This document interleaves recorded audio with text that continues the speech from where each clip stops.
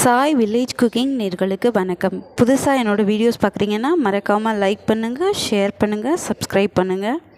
Headphone use பண்ணி கேளுங்க. வாங்க வீடியோஸ்குள்ளே போகலாம். பல்லியின் சப்தம் அடிக்கடி கேட்டுக்கொண்டிருந்தது. பாபாவிடம், அந்த பல்லி இப்படி அடிக்கடி சப்தம் போடுகிறதே, அதற்கு என்ன அர்த்தம்? நன்மையா தீமையா என்று கேட்டார் ஒரு பக்தர். இந்த பல்லியின் சகோதரி அவுரங்காபாத்திலிருந்து வந்து கொண்டிருக்கிறாள். அந்த சந்தோஷத்தை வெளிப்படுத்துகிறது என்றார் பாபா. தன்னை பாபா கிண்டல் செய்வதாக எண்ணிய அந்த அன்பர் மௌனமானார். சிறிது நேரத்தில் அவுரங்காபாத்திலிருந்து குதிரையில் ஒரு பக்தர் பாபா தரிசனம் பெற வந்தார். தரிசனம் முடிந்ததும் புறப்படலாம் என்றால் குதிரை நகர மறுத்தது.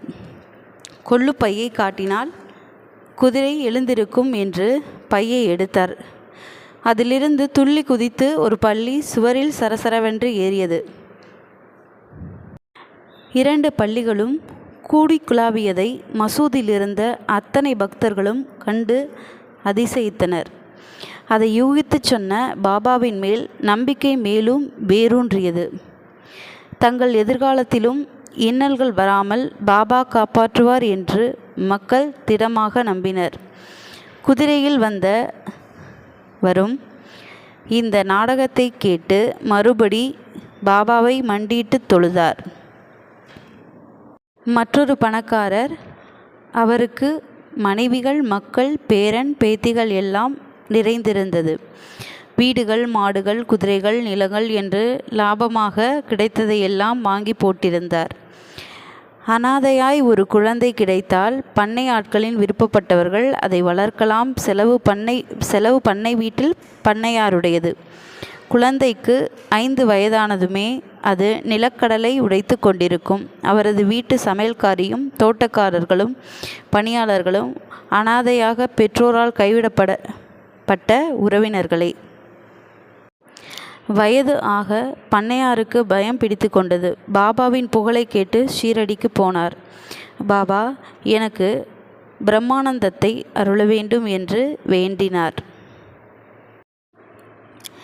பாபா புன்முறுவலோடு, என்னிடம் வருபவர்கள் வியாதி குணமாக வேண்டும், பணக்காரனாக வேண்டும், வேலை கிடைக்க வேண்டும், புத்திர பாக்கியம் வேண்டும் என்று இம்மைக்குரியதையே வேண்டுகின்றனர்.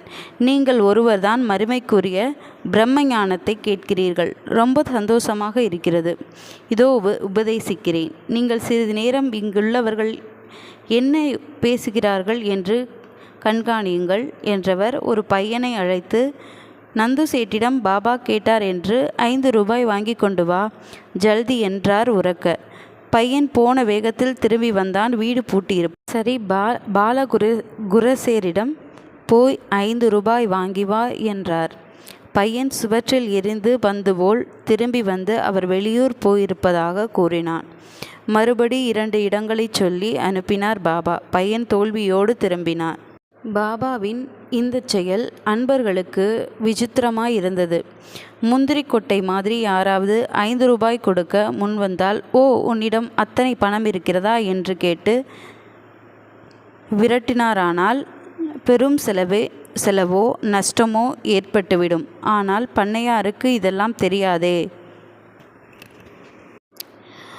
உபதேசம் செய்த பிறகு குருதட்சணை கொடுக்க வேண்டும் என்று அவரும் பணத்தோடு தான் வந்திருந்தார். முன்னால் கொடுத்து ஏமாற அவர் தயாரில்லை. பாபா, இதென்ன அற்ப தொகைக்காக அந்த பையனை இப்படி அலைய விடுகிறீர்கள்? சீக்கிரம் பிரம்ம ஞானத்தை போதித்தால்தான். நான் தரமாட்டேனா குருதட்சணை? இருட்டுவதற்குள் நான் ஊருக்கு போய் விடலாம் என்றிருக்கிறேன். அங்கே போட்டது போட்டபடி வந்திருக்கிறேன். இங்கே உள்ளவர்கள் சம்பாசனைகளும் உப்புச்சப்பின்றி இருக்கிறது என்றார்.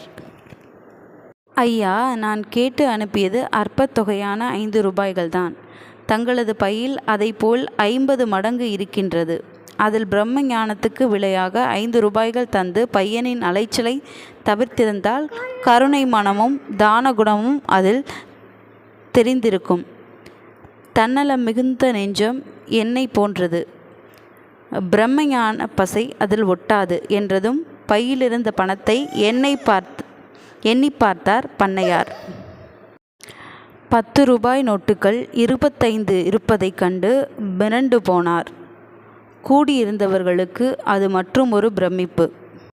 பிரம்மஞானம் கடைவீதியில் விற்கும் பொருளல்ல, வாங்கி கொண்டு புறப்படுவதற்கு.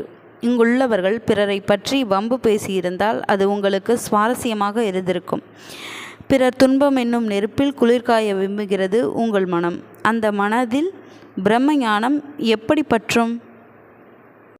தாமரை இலை தண்ணீரில் இருக்கிறது. வெளியே எடுத்தால் தண்ணீரை உதறி விடுகின்றது. இல்லத்திலிருந்து கடமையை செய்வதில் தவறில்லை, ஓடிப்போதுவதுதான் குற்றம். ஆனால் குடும்ப சுகத்துக்கங்களில் மூழ்கி சுயநலம் மேலோங்கும் போதுதான் மனிதன் பாவம் செய்கிறான். புண்ணியம் பாவம் எது செய்தாலும் ஜனனம் உண்டு. இரண்டையும் எதிர்பாராமல் கடமையை செய்பவன் ஞானி. அழுக்கு போக துவைக்கிறான் ஏகாலி. துணி அழுக்கை விட மறுத்து கிழித்து விட்டால் அதற்கு அவன் பொறுப்பல்ல. நான் பையனை 5 ரூபாய்க்கு அலைய விட்டது உன் மன அழுக்கை நீக்க. கரன்சியை விட மறுத்த உன் மனம் கிழிந்து விட்டது. கட்டிலங்குமரியை பார்த்தாலும் வாத்சால்யமே வழிபட வேண்டும். பகைவனை குதிரை தள்ளினாலும் ஓடிப்போய் காப்பாற்றும் இரக்க குணம் வேண்டும். கரன்சி நோட்டை தொட்டதும் மனம் சிலிர்க்கக்கூடாது.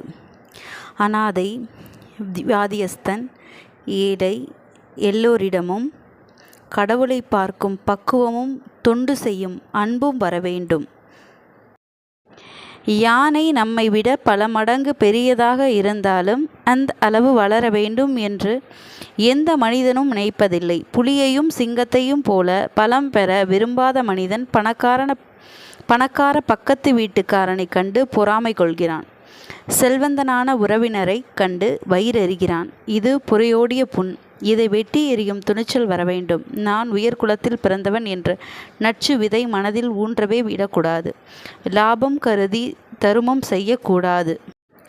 ஆத்மாவை விமர்சனம் செய்து அவ்வப்போது வெளிப்படும் மாசுகளை அகற்றத் தெரிந்தவனிடம் பிரம்மஞானம் சற்றென்று பிடித்து கொள்ளும்.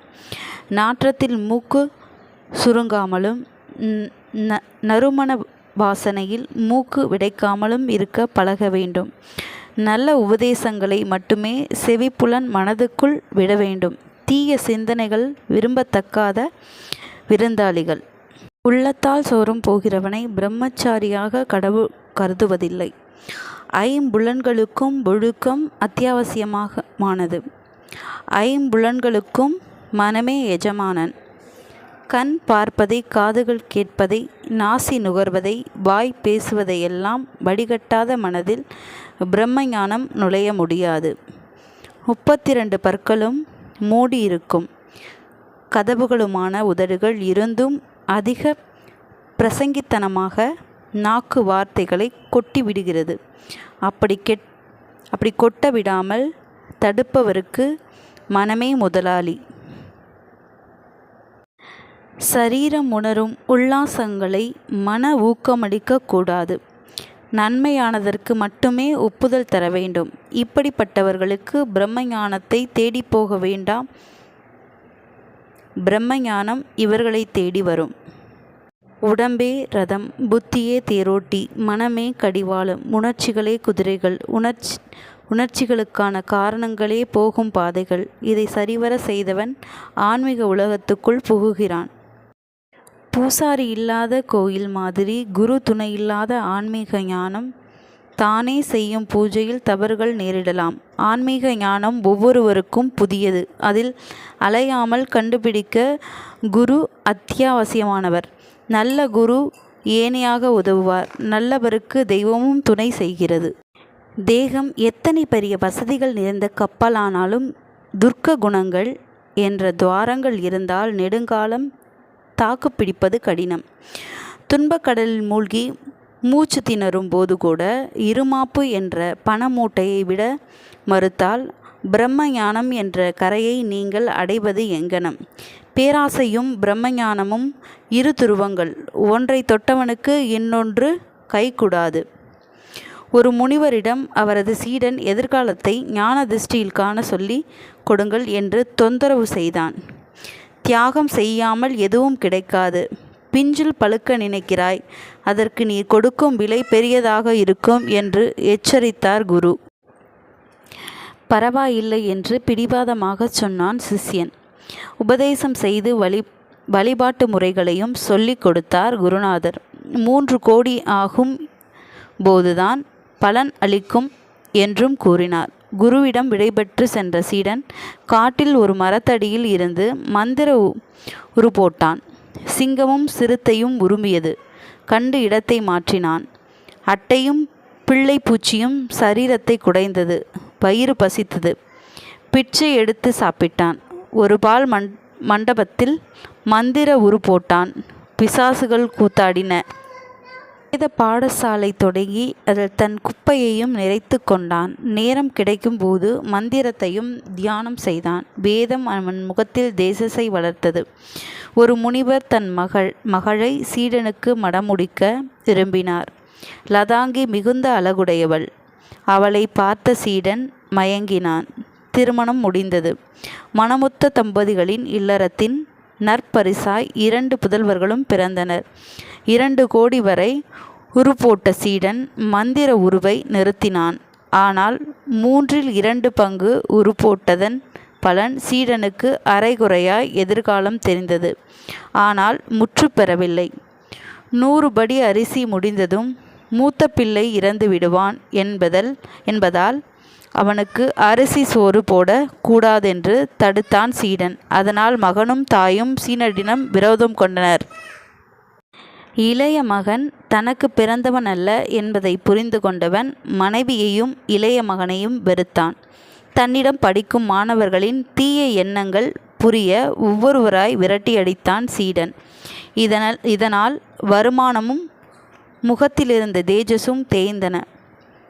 மனநோய் உடலை பாதிக்க நோய் படுக்கையில் விழுந்த சீடன் கத்தியே நிம்மதியிழந்து உயிரை விட்டான். எந்த வித்தையையும் இயல்பாக பக்குவப்பட்ட பின்னரே கற்க வேண்டும். அது பழம் தானாக பழுத்து உதிர்வதை போன்றது.